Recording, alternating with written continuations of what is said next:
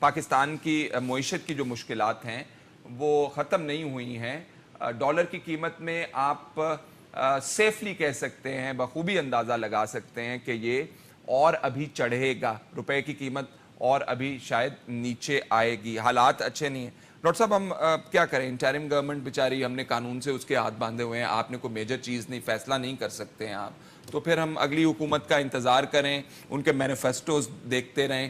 وہ یہ مسلم لیگ نون کا بھی تو ہم نے مینیفیسٹو دیکھا, بڑے خوبصورت مینیفیسٹوز لکھے جاتے ہیں, کو پورا ہو جائے گا صاحب؟ میرا خیال یہ ہے کہ ہمیں نئے کھلاڑیوں کا انتظار نہیں کرنا چاہیے. جو مشکل فیصلے پاکستان کی معیشت کے لیے کرنے ہیں وہ نگران حکومت کو کر دینے چاہیے اور اگلی حکومت کا انتظار نہیں کرنا چاہیے, کیونکہ اگر دن بہ دن آپ کی اقتصادی صورتحال خراب ہوتی رہی تو آپ کے اندر پھر سماجی اور سیاسی بحران ایسے جنم لیں گے کہ جس کو کوئی قیادت بھی حل نہیں کر سکے گی.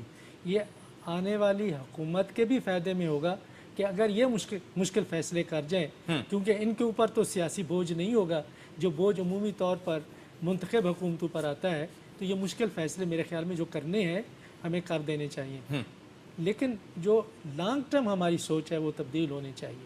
ہندوستان کے اندر بڑے عرصے سے ایک مکالمہ رہا اور لوگ اس مکالمے کے نتیجے کے طور پر عمل بھی کرتے رہے کہ ہم نے جو ہندوستان میں بنی ہوئی چیز ہے ہم نے وہ لینی ہے.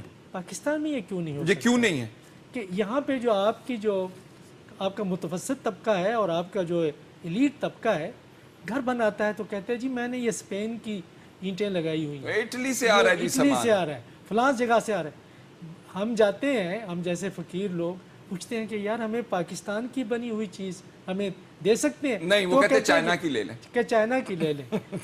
اول تو یہ ہے کہ آپ کا جو ریٹیلر ہے یہ کہتے ہیں ٹیکس نیٹ میں یہ نہیں ہے کہ, اور یہ بیسیکلی کاروباری جو ہے وہ یہ چاہتا ہے کہ مجھے مارجن سے کس چیز سے مل رہا ہے. اٹلی والے سے مل رہا ہے, چائنا والے سے مل رہا ہے, پاکستان والا بھی موجود